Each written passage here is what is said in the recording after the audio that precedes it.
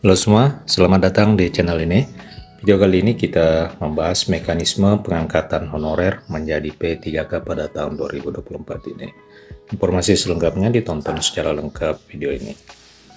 Rekan-rekan, Menteri Pendayagunaan Aparatur Negara dan Reformasi Birokrasi Abdullah Swarhanas telah menyebutkan bahwa salah satu kebijakan rekrutmen calon pegawai negeri sipil dan P3K 2024 adalah dalam rangka penyelesaian persoalan tenaga non-ASN atau tenaga honorer.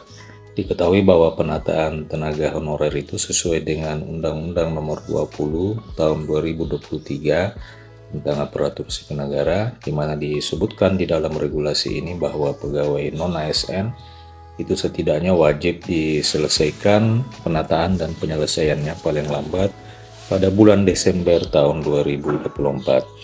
Tahun ini pemerintah menurut Menpan RB saat menghadiri rapat kerja bersama Komisi 2 DPR RI menyebutkan bahwa pemerintah akan memberikan alokasi yang cukup besar kepada fresh graduate melalui seleksi calon pegawai negeri sipil.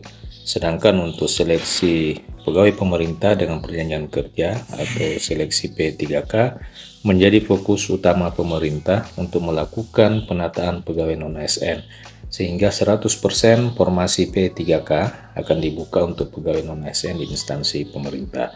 Nah, ini ditegaskan bahwa 100% formasi P3K yang berjumlah 1 juta lebih orang itu memang khusus disiapkan untuk mengakomodir para tenaga non-ASN atau tenaga honorer. Di dalam rapat kerja dengan Komisi 2 DPR RI tersebut, Anas juga menjelaskan bahwa mekanisme pengangkatan honorer menjadi P3K 2024. Menurut Anas, Kementerian Pendayagunaan Aparatur Negara, Badan Kepegawaian Negara, serta Komisi 2 DPR RI sepakat agar tenaga honorer yang telah terdata di dalam database BKN akan diselesaikan melalui proses rekrutmen calon aparatur sipil negara tahun 2024 ini. Menpan mengatakan bahwa tenaga honorer itu tetap harus mengikuti seleksi CASN 2024, menggambarkan kualitas dan kemampuan kompetensi masing-masing. Jadi jika ada yang ingin mempertanyakan terkait dengan mekanisme dan cara pengangkatan, apakah langsung diangkat atau seperti apa, nah berdasarkan pernyataan dari Menpan bahwa tenaga honorer itu tetap harus mengikuti seleksi yang akan menggambarkan kualitas dan kemampuan kompetensi masing-masing. Jadi tetap melalui proses CAT, namun bentuk soal, ya apakah soal kompetensi teknis atau seperti apa, itu nantinya akan diatur lebih lanjut melalui petunjuk teknis yang akan ditetapkan oleh Kemenpan RB. Sekedar diketahui bahwa seleksi P3K pada tahun 2023 kemarin untuk soal dan pertanyaan pada seleksi CAT itu berbeda antara formasi tenaga guru dan formasi tenaga teknis. Untuk tenaga guru pada kebutuhan khusus itu hanya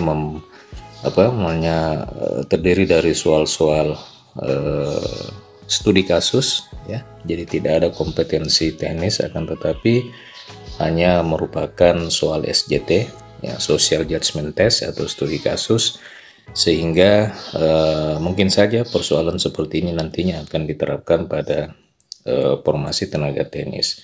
Namun untuk rincian dan bentuk soalnya nanti mungkin akan dijelaskan melalui juknis P3K 2024. Nah, adapun penilaian kelulusan tidak akan didasarkan pada passing grade seperti rekrutmen CPNS, namun dilakukan melalui pemeringkatan terbaik secara berurutan. Jadi ditegaskan bahwa untuk seleksi CAT 2024 tidak menggunakan sistem passing grade, akan tetapi sistem peringkat. Kemudian akan ditetapkan menjadi P3K penuh waktu sesuai dengan kemampuan keuangan pada instansi pemerintah masing-masing. Nah, jika memang masih tersisa, maka nantinya akan diangkat menjadi P3K paruh waktu yang secara bertahap juga akan diangkat menjadi P3K penuh waktu sesuai dengan kebutuhan dan kemampuan keuangan masing-masing instansi pemerintah. Demikian rekan-rekan mekanisme pengangkatan tenaga honorer pada tahun ini. Jika ada komentar, pertanyaan, dan tanggapan, silakan tuliskan di kolom komentar video ini. Terima kasih telah menyaksikan, sampai jumpa di video berikutnya.